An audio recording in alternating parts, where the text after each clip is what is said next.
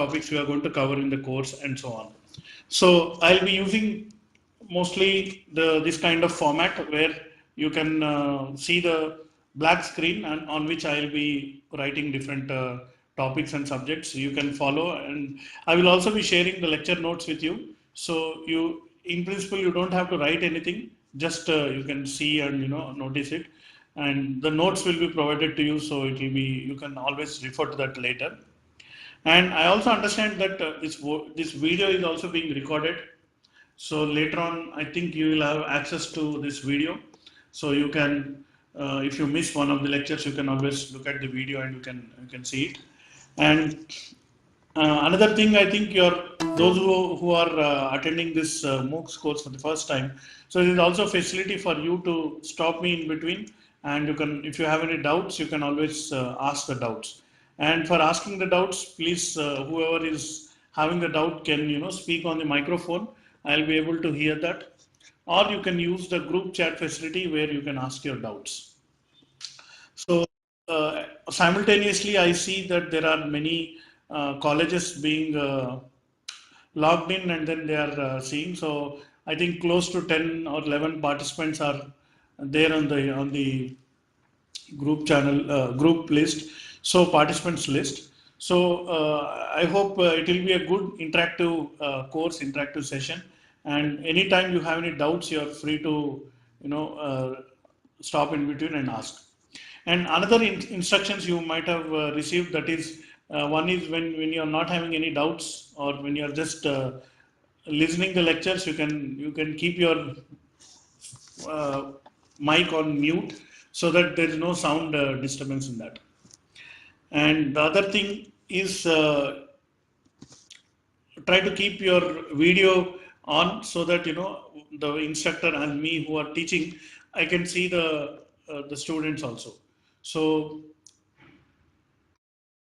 right now, I think I'm able to see the video of KITS Guntur and Aditya Engineering College and URC and JNTU KUCEV, VTAM and ASET and all. So looks like AKRG Triple E. So that college video is not available. So you try to make the video available all the time, so that we can also have a face-to-face interaction. So these are all kind of MOOCs related announcements. But let's come to the subject, and let's look at our course. So if you see on your screen, so you have this lecture 1 on electrical machines. So I was looking at the syllabus for this course.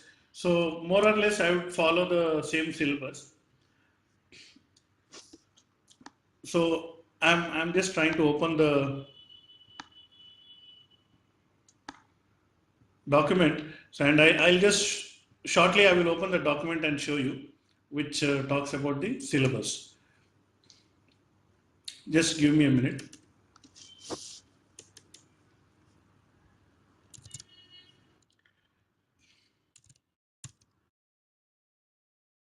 Yeah, go ahead.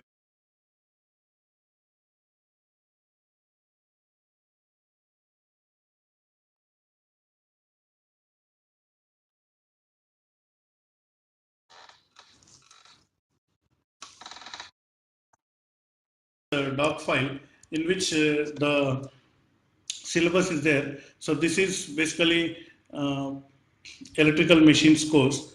So as you know, course is organized in terms of units. So I'll begin with unit 1, then unit 2, 3, 4, and so on. I'll be covering this. So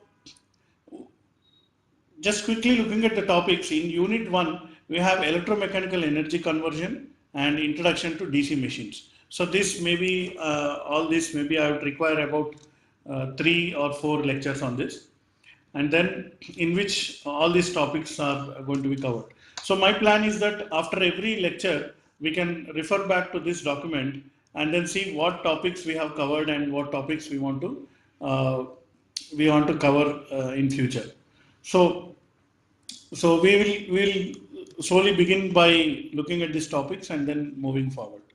So, and coming to unit 2, this is about DC machines. So, in DC machines, torque and back EMF equations of DC motor, which is the basics, and then the phenomenon of armature reactance, commutation, characteristics of machines, and then their losses, efficiency, these kind of topics are there. So this will actually cover both motors and generators. And then finally coming to the unit 3, this is about the other practical topics like how to start a motor, how to control a motor, and what is the testing of DC machines and so on. So why we need starter and all these kind of topics. So this I hope you are also access to this syllabus that you have. So you can keep following through that syllabus also. And coming to this, the chapter 4, this is on transformers. So actually you can divide this into two parts. So 1, 2, 3 is one part, and unit 4 and 5 are like kind of part 2, where we completely switch from DC circuits to AC circuits. And the transformer, single phase transformer is the example of a AC circuit in which what is a transformer, what types of construction details, and principle of operation, the EMF equation, and these topics we are going to cover. And then there is a topic of transformer on no load, transformer on load, different kinds of power factors, phasor diagrams of transformers. Again, it is very important. In fact, phasor diagrams itself is a very important topic in whole of electrical engineering, and how to draw the equivalent circuit, what is the voltage regulation, losses and efficiency. These kind of topics are there under the transformer.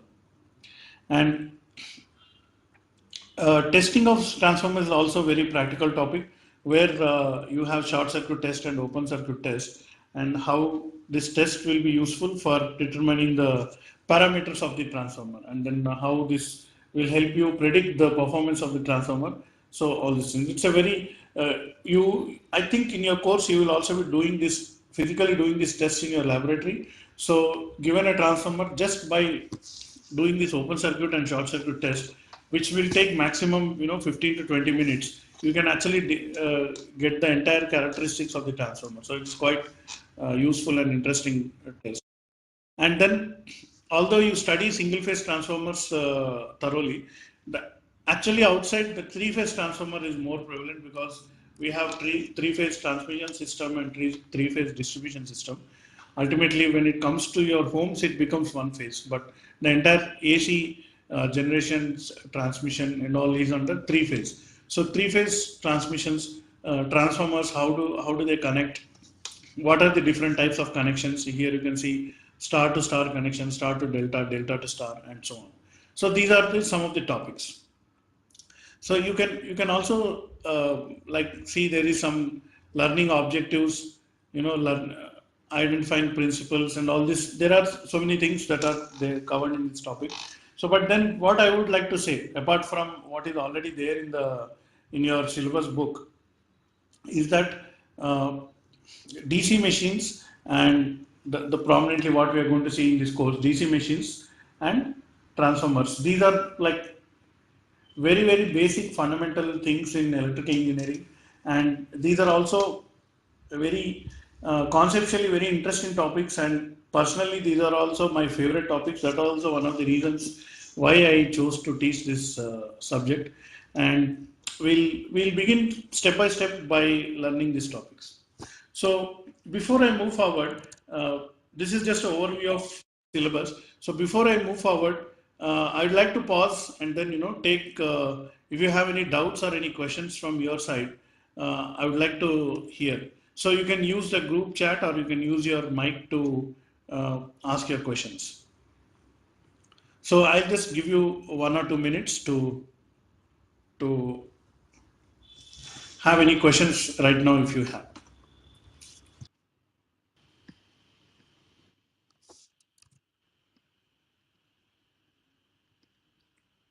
So these electric are two types: generator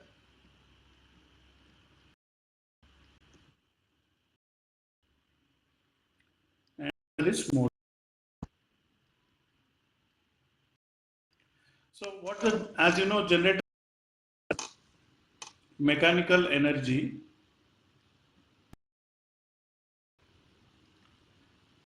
And as you know, the motor converts electrical energy to mechanical.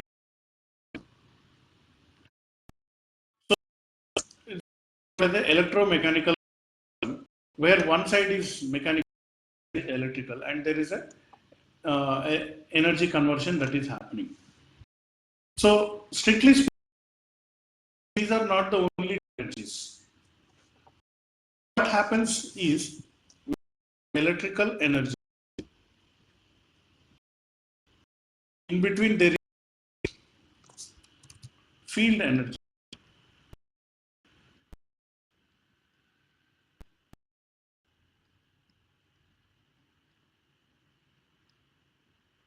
and then finally there is a mechanical energy.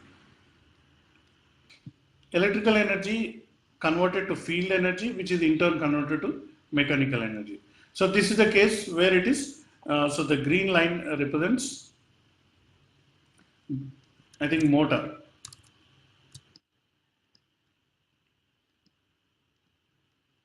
So what the motor is doing, converting the electrical energy into finally mechanical energy. So on the other hand, if I take the reverse direction,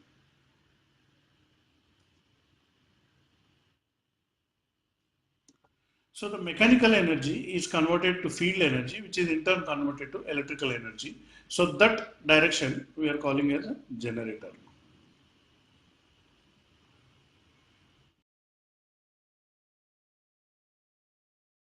One of the conversion is happening and so on. So sometimes the output may be zero. So sometimes there is no output. So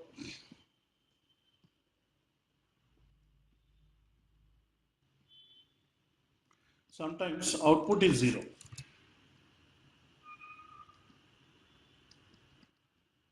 So what is the example for this? So the example for this first one is motor on no load.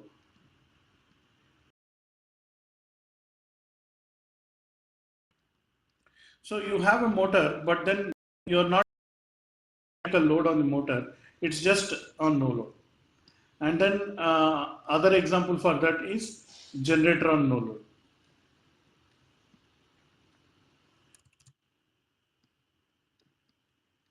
So what is the meaning of generator on no load? So you are generating electrical energy, but then you are not utilizing, so the voltage is coming, but then you are not utilizing it for any type of consumption. So all the, you are not switching on any lights, or you are switching on, not switching on any electrical appliances using the output of the generator. So if that is the case, now you look at the diagram above. Let's consider motor. So in the motor, electrical energy going and becoming stored in the field energy, but the output is not coming. So there is no mechanical energy. So what is happening is that there is only one conversion, electrical to field, and there it is stopping. On the other hand, if you consider generator on no load, then you are providing a mechanical input, but that mechanical input is generating some kind of a field, and then it is not extracted out as the electrical energy. So that is also possible. So anytime you notice, so the whatever input energy is given, if it is not taken output, it is stored in the field. So that is the thing. But then the field energy cannot be keep on increasing. So after some time, if you continue providing the field energy, the field energy will increase and the machine may get damaged. So if there is no output, you should also restrict the input. So in the case of motor and generator, there are some kind of mechanisms which operate and does like that. So if let's write it in the form of an equation. So let's denote W as energy, and then E is the electrical energy. So electrical energy is equal to field energy plus mechanical energy.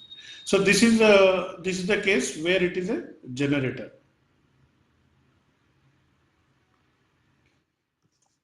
Similarly, mechanical energy is nothing but field energy plus electrical energy. This is in the case of motor.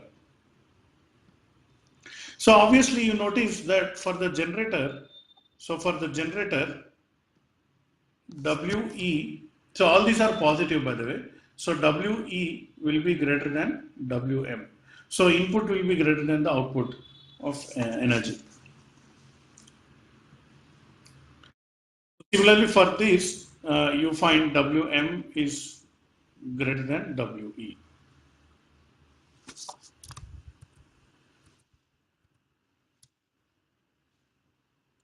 So now all this is neglecting losses.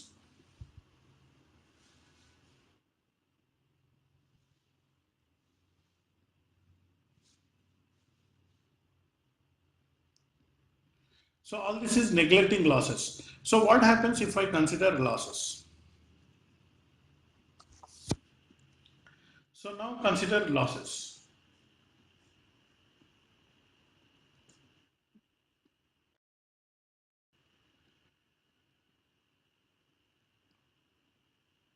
So what kind of losses are there in a machine? So first kind of loss, you can say it is called friction loss.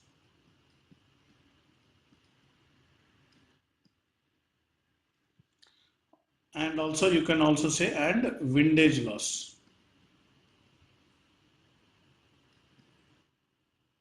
And this friction and windage loss result in heating. So what is a friction loss? So if you imagine if it's a motor, the motor is rotating and at the place where the motor shaft is there, it is connected to the machine, some ball bearing system will be there. There is a sliding, there is a friction and that friction is creating some heat and that is loss. Similarly, windage loss is nothing but the machine is running in the air and when air hits the machine, rotation of the and that also creates a loss. So therefore, these two is the losses. These are mechanical losses. Another loss is electrical losses. That is I square R, or it is also called copper losses.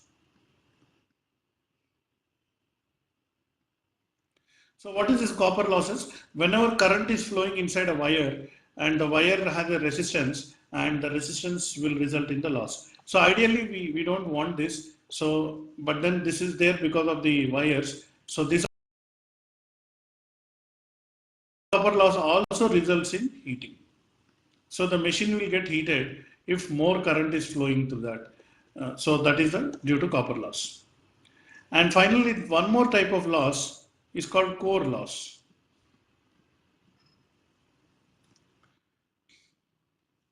So what is core loss? Core loss, of course, again is going in the form of heating of the machine. So any kind of loss in a machine will result in heating of the machine. So whenever machine is heat itself is energy. So whenever something is getting heated, then you can say it is losing the energy. So but what is core loss? So the core loss is nothing but this is the loss because of the heating of the core due to magnetic field changing inside the core.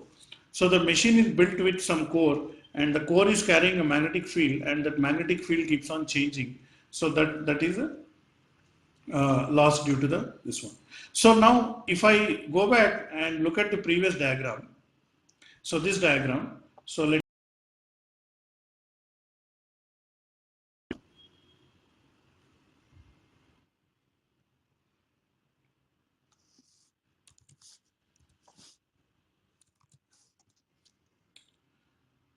I'm trying to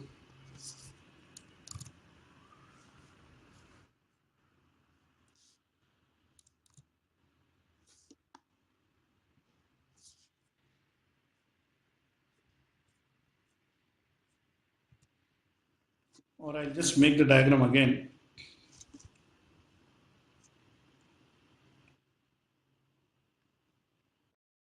So here we have electrical energy.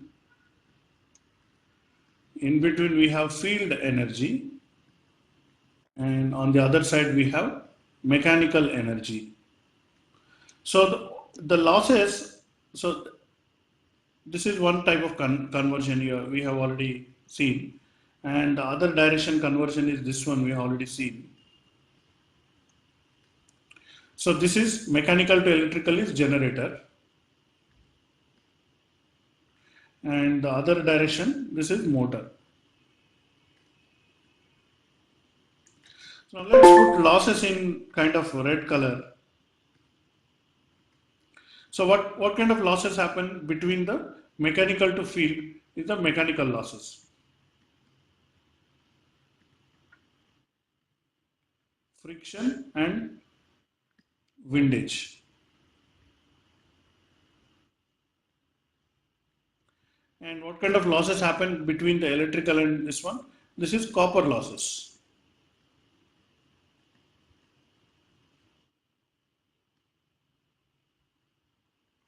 And finally here there will be a core loss. So now if I combine all these terms and then make one common term called W loss. So then how will our equation be changed? So our equation will be changed such that we have WE is the electrical input, that will be equal to energy loss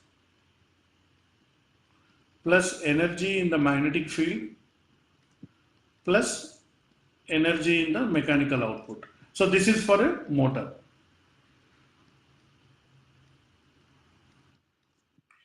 Coming to the other example, Wm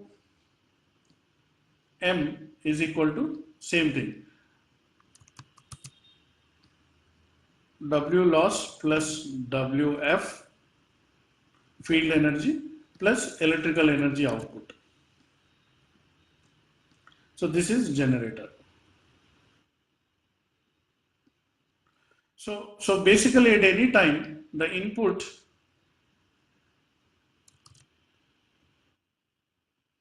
is equal to loss plus output.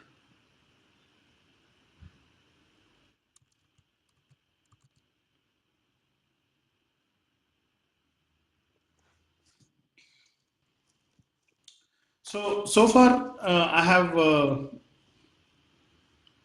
have explained some basics about energy conversion and all. So based on this, do you have any doubts so far?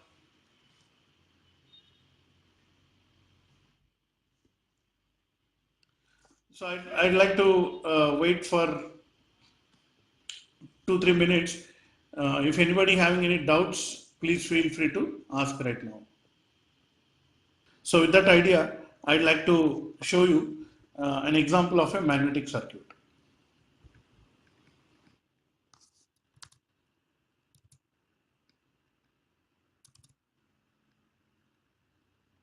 So the first thing I want to talk about in magnetic circuit is MMF. So which is nothing but magneto-motive force. And the unit of this is nothing but ampere turns.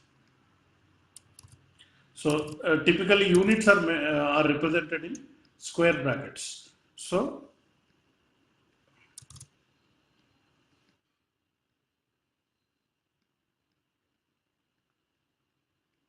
ampere turns. So that means what? So you multiply this, so mathematically it is nothing but N into I. Nothing but N into I. So to give you an example, so consider that there is a core. So on that core you have winding. So let's say this is 1, 2, 3, 4, 5, 6, 7, 8. So I am having 8 windings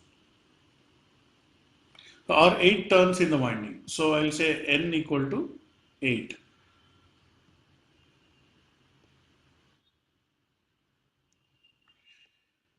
Then I can also have some current flowing in the winding.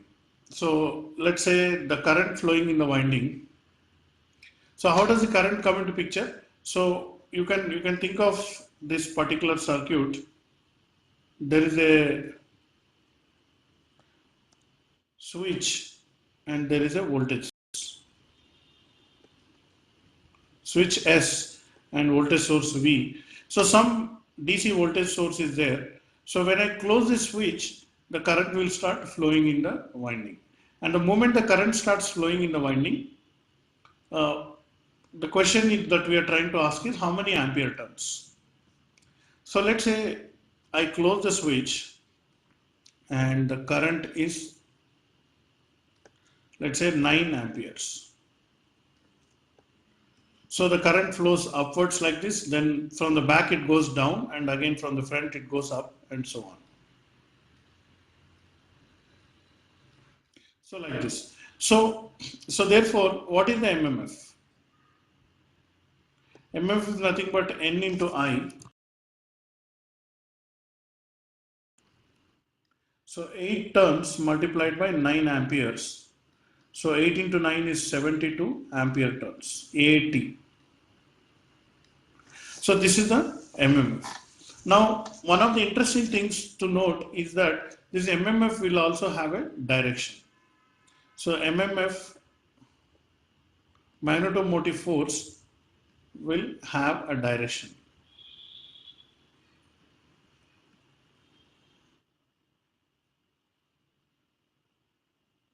So what is the direction in this case? So the direction is, in which direction is the flux being produced in the winding.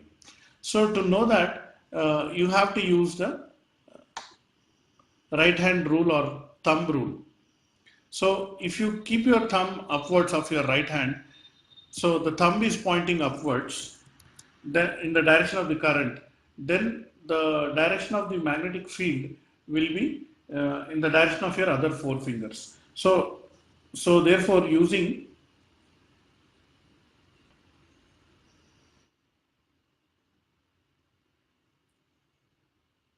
so right hand thumb rule.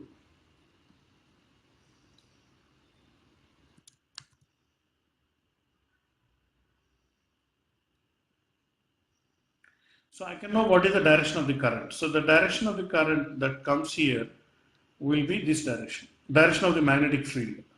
So this is the flux. So what happens? The flux will leave this, and then flux will go back, and then again finally come back to the other end. So the flux is from right to left inside the core. So flux is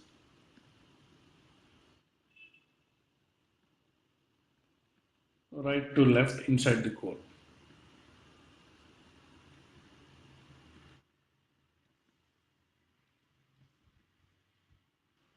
So this is basically the direction of the net EMF in the core. So I hope you understood this problem. So I just in this I started topic of magnetic circuit. Then I defined a term called MMF, and the MMF is measured in the units of ampere turns, and the formula is N into I. And then just I have given an example where 8 turns are there and 9 amperes current is flowing. Then what is the flux? So you have any doubts on this? So any doubts on this problem?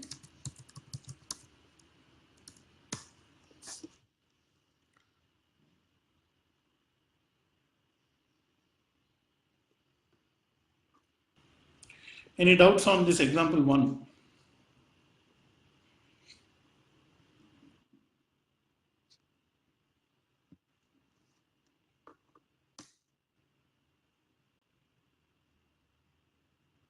On this. So let me now ask one question now. So this is example 2.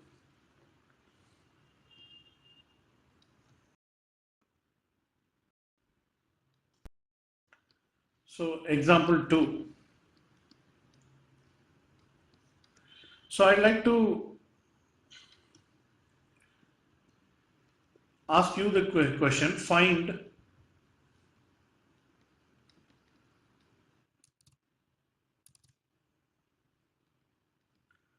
total ampere turns, total MMF in the core below.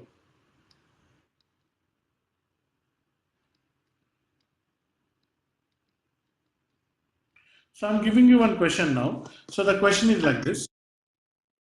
So the core is in the form of a box, and on this core I am having multiple coils. So let me draw the first coil.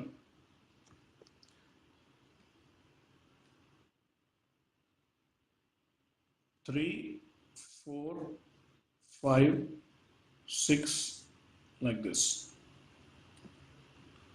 So let's call this coil A, or number of turns is equal to 6. 1, 2, 3, 4, 5, 6. Then I have another coil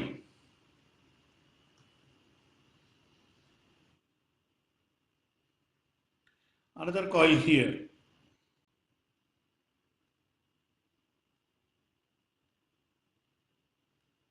So here, let's call this coil B, and number of turns is here.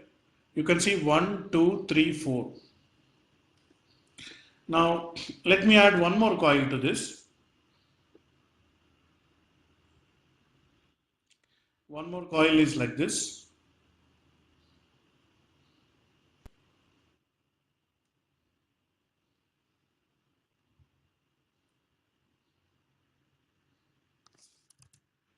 Let me just give 5 turns. This is coil C. Here number of turns is 5. And then let me assign some currents for each. So the currents are like this. So here also note the direction of the current. Here the current is 7 amperes, and here the current is, look at the direction also, 5 amperes, and here the current is 10 amperes. So the question is, find the total MMF in the core below. So I'll give you 5 minutes time. So now it is slightly before 3. So I'll give you 5 minutes time. I want to find out the total MMF and the direction of the MMF in the core. So can you try that?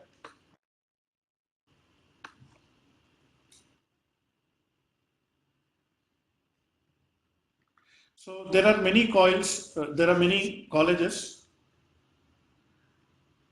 Try yourself now. So let us see which college will come up with the answer.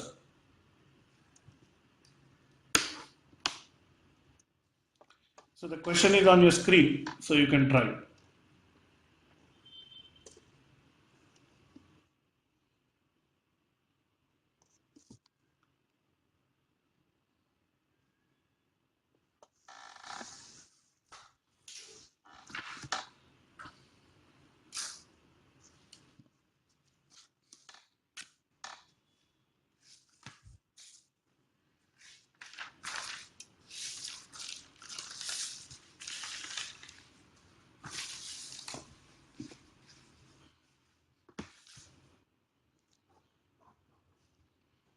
Sir,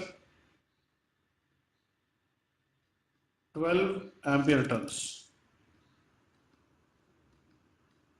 in clockwise direction.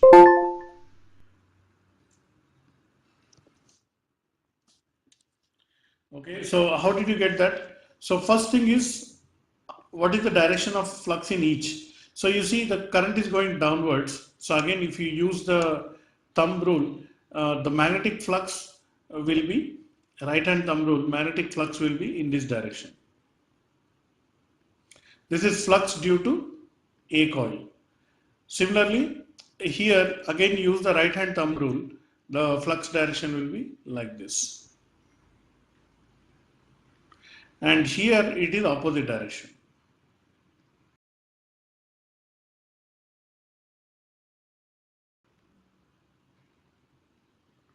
So will be NAIA plus NBIB minus NCIC. So this is 6 into 7 plus 4 into 5 minus 5 into 10. So this total thing is coming 12.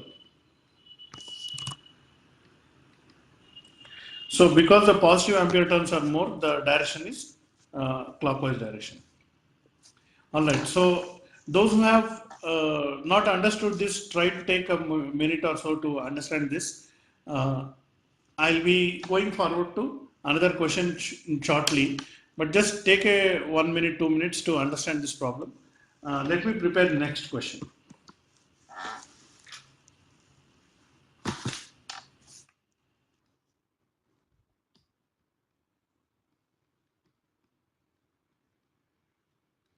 So in example 3, I am just referring to the previous example, this core. So I'll just take the same core once again.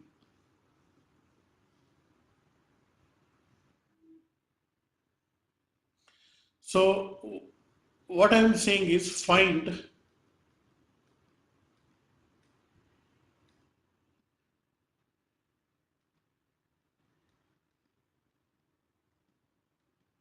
reluctance of the core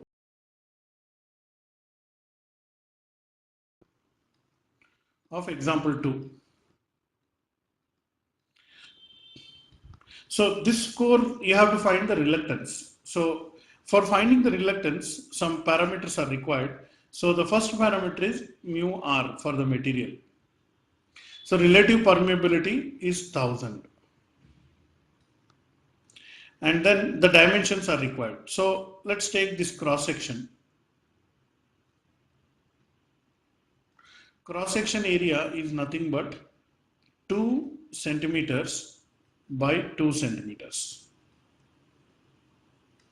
So this is the cross section area of the core. This core continues, and then the mean length, that means the middle to this middle, the length,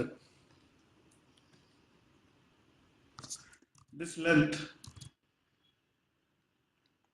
is 30 centimeters,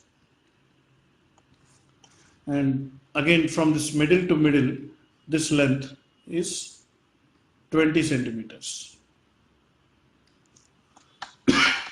Only with this information, now I am asking, find the reluctance of the core as explained in the example 2. So what is reluctance? So reluctance is the property of any magnetic material, and the reluctance is represented by S, and the reluctance is nothing but directly proportional to the length and inversely proportional to the cross section area, and the proportionality is mu naught into mu r.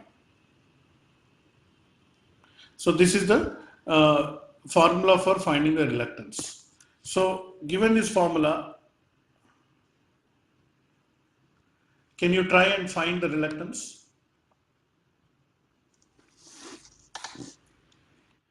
The reluctance of the magnetic path.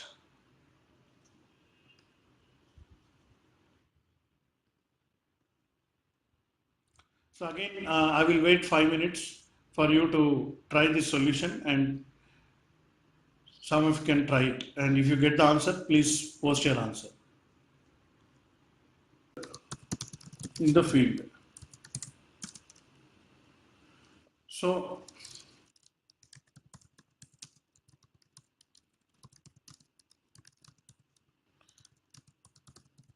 similarly, electric field also. So both electrical field or magnetic field, wherever you find, there is energy stored inside that. That energy stored, we are calling it as a field energy.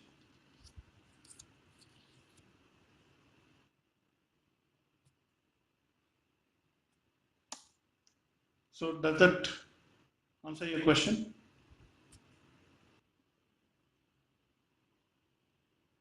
Will change, that's what we have written. So more details of this we will continue in the next lecture, which I think it will be there. Of course, in the next class also I am going to talk about magnetic circuits. There is another doubt which is also interesting, that is what is the difference between electrical field and magnetic field. So electrical field is created by electrons, and magnetic field is created by the magnetic material dipoles. What is the best material to store electrical energy? So electrical energies, as you know, is stored in batteries. So I'm not fully aware of what kind of batteries are being used. So lithium ion batteries or nickel batteries or whatever, if you can just find out about battery technology, then you will know what is the best material to store electrical energy. There was one question about repeat magnetic circuits topic. I have one thing I would like to show you. We are going to refer machines in this course. Let me just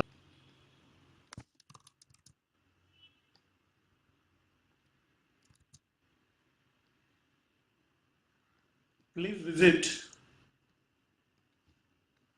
YouTube. Channel name, you can just write it down maybe. Channel name is my name itself, and my name is Pradeep Yamala.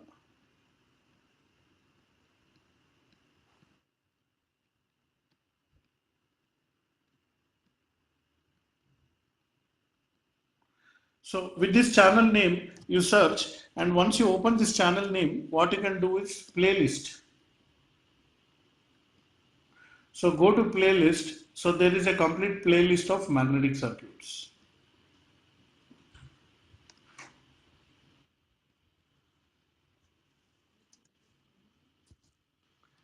So I'll just show you that.